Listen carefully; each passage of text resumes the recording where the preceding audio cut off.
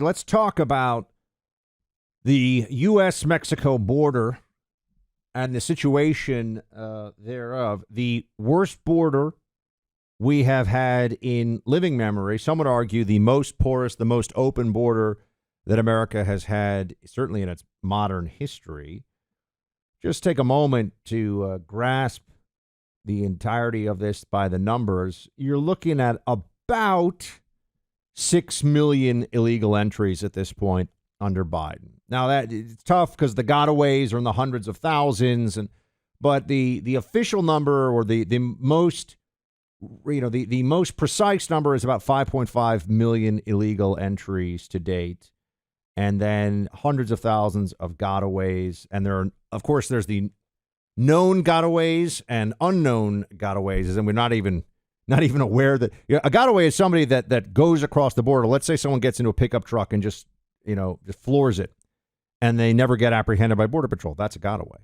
Well, what about people that maybe either tunnel under the border, or they come across in a very remote area, or whatever the case may be? You don't even know about those. So let's call it about 6 million illegal migrant entries into the country. And, just the language on this becomes very difficult. Meaning they keep saying that they're not 6 million illegals now. They broke the law, to be sure. Coming into the country not at a port of entry through the lawful process is illegal. But that law is effectively no longer enforced.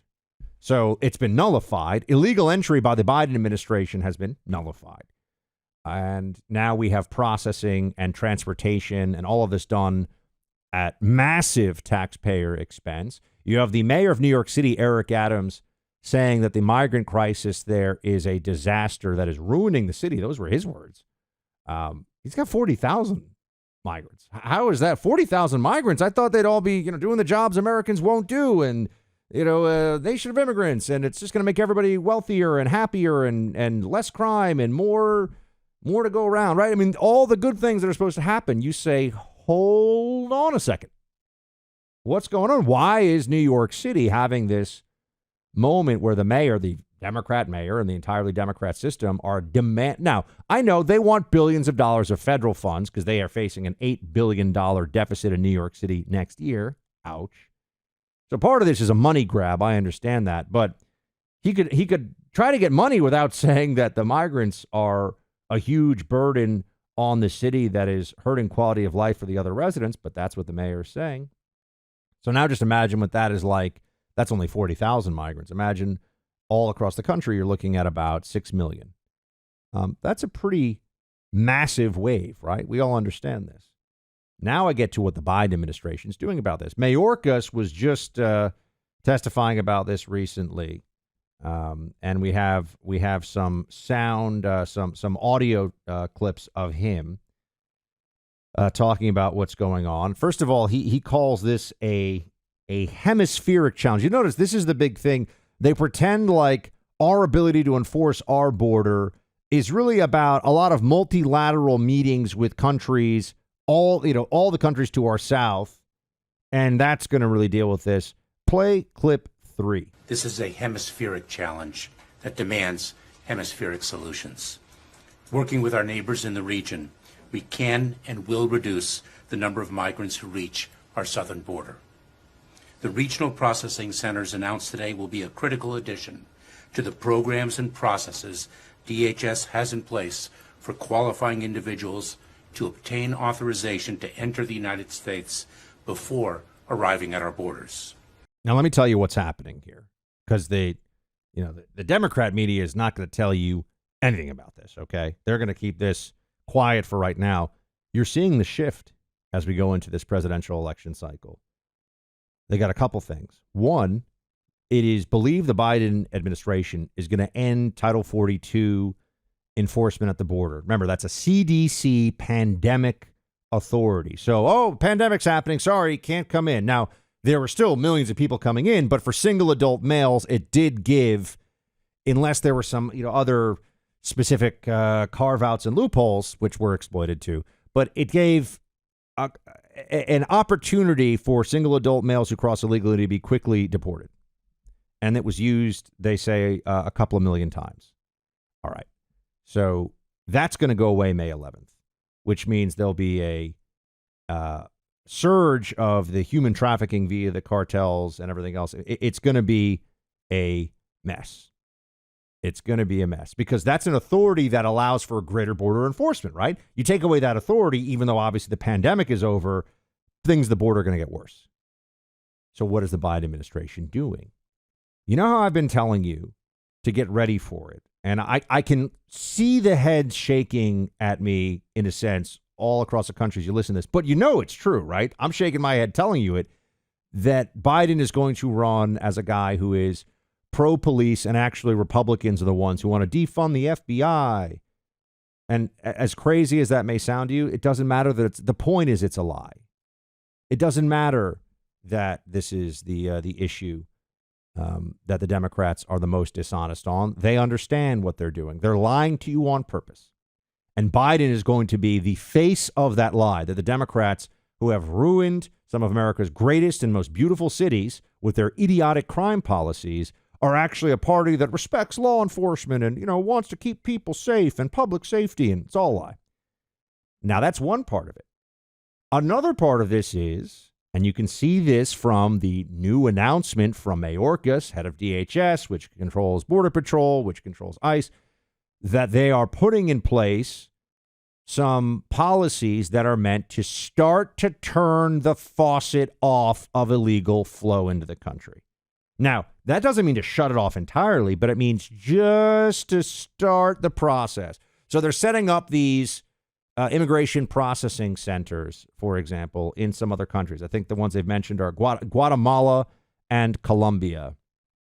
Now, they're going to do this because they're going to say they're hoping that this will take some of the inflow.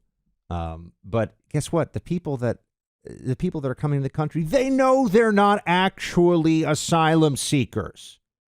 But this is made to look like, oh, see, we're giving people more options to apply for asylum in America. Now, that's one way that could shake out, meaning that just very few people go to the Guatemala and Colombia migration processing centers to get them into America. Remember, asylum is entry into the U.S., I need to be here, or if I go back to my home country, I'll be oppressed and persecuted. Refugee is, I'm in another country, I want to come into America, and I'm applying for it, right? That's kind of the way it breaks down within the system. So it's similar, there's just a little bit of a difference in the process. So effectively, they're setting up refugee processing centers in Colombia and Guatemala. So they can say, see, this is what we're doing. They are also, as Title 42 gets ready to end here, saying that they're going to start to enforce the law with regard to crossing through Mexico and claiming asylum in America. Hold on a second. If you are Colombian, if you are Guatemalan, if you're Thai, if you're Pakistani, if you're Swedish, whatever, and you get all the way to Mexico and then go all the way to America, you are not asylum seeking. You are shopping for a country you would rather be in. It is a different thing.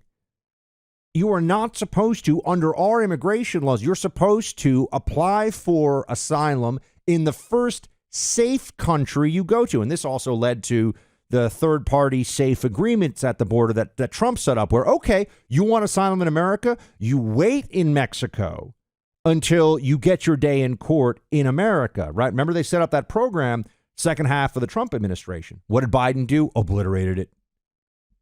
The whole point here is the incentive structure. They're gaming the system in every way possible to skip to the front of the immigration line, to violate our laws, to undermine our sovereignty, and the Democrats are grinning at them while they do it, while looking at the voters in this country and saying, oh, we want a secure border too. We want to tighten things up now. So that is, I mean, by the way, the way NPR writes is, the Biden administration is pushing ahead with a controversial rule that would make it more difficult for migrants to get asylum if they cross the border illegally after passing through Mexico. No, that's the whole reason that it's not controversial. You see, notice that it's controversial. It's because obviously they're not asylum. Asylum seekers are meant to be people who do not have the option safely of remaining in their country because they are persecuted. Right? So That's supposed to be, if I go back there, I'm a Christian in a Muslim country who faces, death, and my family faces the same unless I get out of here. I'm a political dissident from the Soviet Union. If you don't take me in your country, I'm going to be tortured and murdered, my whole family. That's what asylum is for. It's not, oh, you guys have a great welfare state and better job opportunities, so sign me up. That's immigration, which is great and fine, but you're supposed to do that legally, right? We have a whole process for that. A lot of people listening to this right now went through that process. I'm surrounded here in South Florida by millions of people who have gone through that legal process. So then you get to the other part of this, though, right? So you have the Biden administration setting up the rules, changing things around a bit so that they can make the claim to voters that they want a secure border too. So they've let in the 6 million. And then going into the election, the numbers, they're going to start to trickle the numbers down. They're going to start to tighten up that faucet a little bit, right? Still going to be flowing, but they're going to tighten it up a little bit. Why? So then the whole media goes, oh, look what Biden's working so hard to secure the border. It's all a head fake. It's all a head fake. You know what they're going to do. If Biden wins another term, where can I place this bet? The floodgates fly open again. These little rules and things they're putting in place that are meant to just start to begin to have the wave of illegal immigrants recede, that will be pushed aside, and it'll be a free for all over again. Sorry, the NGOs, they've decided that we're too harsh on these migrants, so we're just going to let everyone in again. That's it. The Soros-funded open borders groups, they're really upset with us. So sorry, those rules are all gone now. They are doing this so that people forget what has happened at the border under the Biden administration just long enough so they can vote the wrong way, and then the border can be kicked wide open. This is the game. The Obama administration did this. I remember this. Remember, they started to call Obama the deporter in chief. And there were even some Democrats who were saying that. The Obama administration was deporting